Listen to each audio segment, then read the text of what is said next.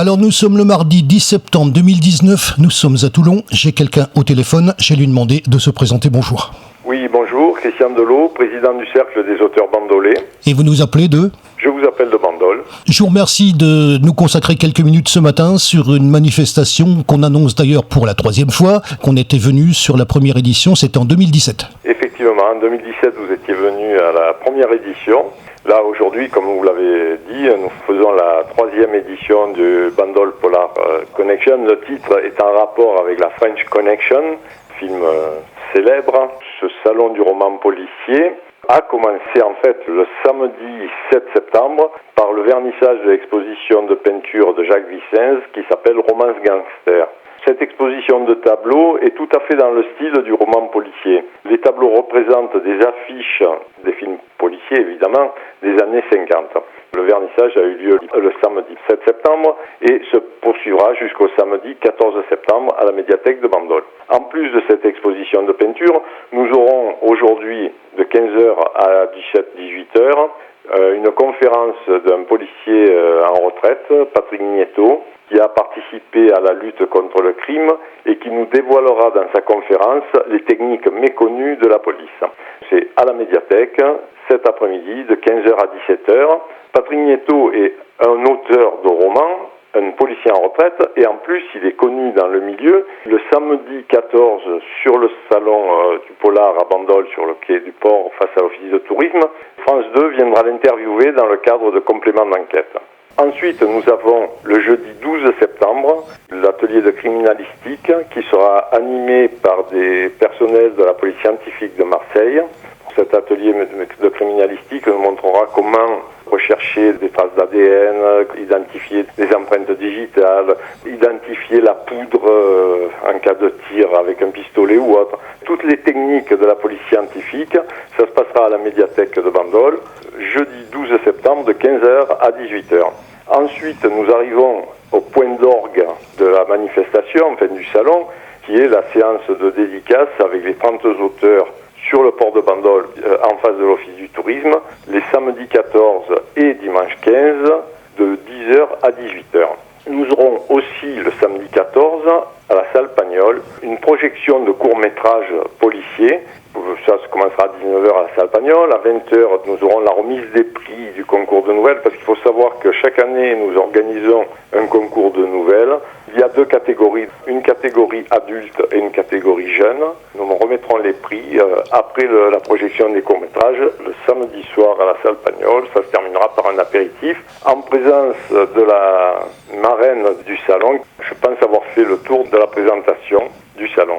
Alors on va revenir quand même sur 2017, on va parler bien sûr de la séance de dédicace, parce qu'il y a aussi ça, de l'accueil des écrivains qui participent à cette manifestation. Donc vous l'avez dit, et on le fera bien sûr dans la récapitulation, sur le quai du port, devant l'office du tourisme, ce qui était d'ailleurs un endroit différent de la première fois, parce que la première fois, on était à côté de la médiathèque. J'en profite pour faire 2 parenthèses. Votre accueil personnel que je n'ai pas oublié, mais je voudrais également citer le personnel de la médiathèque qui, lorsque j'étais venu en 2017, a été adorable. Je ne l'ai pas oublié.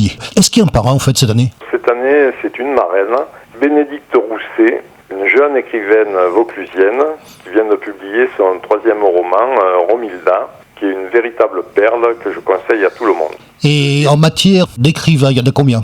Cette année, nous avons limité le nombre à 30 écrivains pour des raisons de commodité, je vais dire, parce que ça permet aux visiteurs de voir un nombre suffisant d'écrivains sans être saturés. La première année, effectivement, il y avait eu, à laquelle vous étiez venu, il y avait une 40aine d'écrivains. À mon sens, c'était un peu trop. Nous avons sélectionné 30 écrivains. De mémoire, comme ça, on peut avoir quelques noms ? Oui, il y aura Claude Economou, il y aura Patrick Nieto, il y aura Laurette Audouard, il y aura Jean-Marie Schneider, René Le Gall, René Kaplan, Myriam Collet, Claire Fatch-Dalmas. Puis j'en oublie, il y aura Michel Lecoq. Déjà dans ceux que vous avez cités, vous devez vous douter qu'on connaît quelques noms quand même, oui, pour les avoir croisés, voilà. Il y en a certains que vous avez fait rencontrer dans de nombreux salons régionaux. Justement, bonne question en matière d'écrivains. Il y a du régionaux, il y a du national aussi? Il y a effectivement des écrivains nationaux, il y a des écrivains régionaux, il y a des gens qui sont connus, qui ont publié depuis pas mal d'années. Il y a des nouveaux qui arrivent, alors notamment Frédéric Roquial, un jeune qui publie son 3e roman, qui a participé au salon de Fuveau il y a quelques jours. Qu'on annonçait d'ailleurs, il me semble, oui. Voilà, tout à fait. Le Cercle des auteurs bandolais a été créé en 2012 par Jean-Marie Schneider, qui a été le président pendant plus de 6 ans. Et en janvier 2019, il m'a passé le flambeau. J'ai repris l'association qui compte une 50aine d'adhérents. Sur ces 50 adhérents, 60% sont des auteurs, 40% sont des lecteurs et des passionnés de littérature. Nous organisons des manifestations toute l'année. En janvier, c'est la nuit de la lecture. En mars, nous organisons le printemps des poètes. L'été, du 14 juillet au 15 août, nous organisons les rencontres littéraires estivales à Bandol, le jeudi soir, à Sanary le mardi soir et à Saint-Cyr les lundis ou mercredis soirs et à Bandol aussi le dimanche matin. Et puis de temps en temps, vous participez à des manifestations autres. Je vous ai croisé à l'Accro. Effectivement, nous participons à de nombreuses manifestations organisées par d'autres associations parce que créer une association, ce n'est pas pour vivre en cercle fermé, c'est pour au contraire échanger, rencontrer du monde. Parce que notre plaisir d'écrivain, parce que je suis aussi auteur, rencontrer des lecteurs potentiels, des chalands, des gens qui sont intéressés par la littérature avec qui nous échangeons.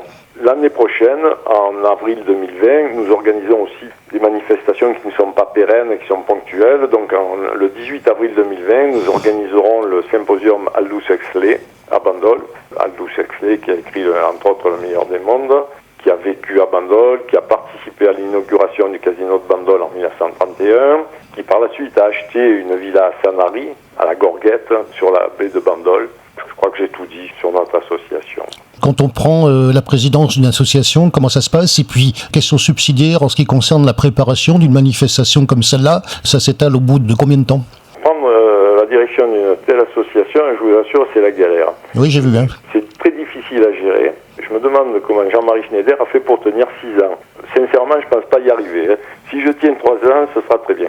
Ensuite, organiser une manifestation comme Bandol Polar Connection ou le Printemps des Poètes, ça se prépare 1 an à l'avance. Donc il faut toujours anticiper 1 an à l'avance. Aujourd'hui, pendant que je vous parle, je suis en train de préparer Bandol Polar Connection 2020. Cette préparation, par exemple, le samedi 14 septembre en soirée, nous allons projeter des courts-métrages policiers. Ce n'est pas innocent. Nous le faisons parce que nous envisageons de faire un concours de courts-métrages policiers en 2020. Et aujourd'hui, Jean-Marie Schneider a réalisé 3 courts-métrages que nous allons présenter au public, voir quelle est sa réaction.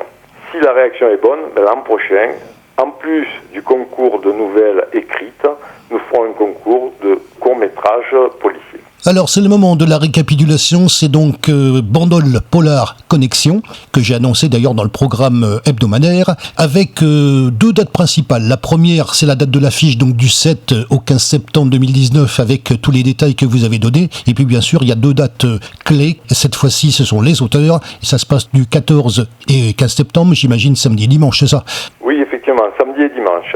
Sur le quai du port devant l'office du tourisme, voilà, les dédicaces des auteurs. C'est vous qui concluez ce sujet, on appelle ça le mot de la fin, et le mot de la fin, c'est à vous.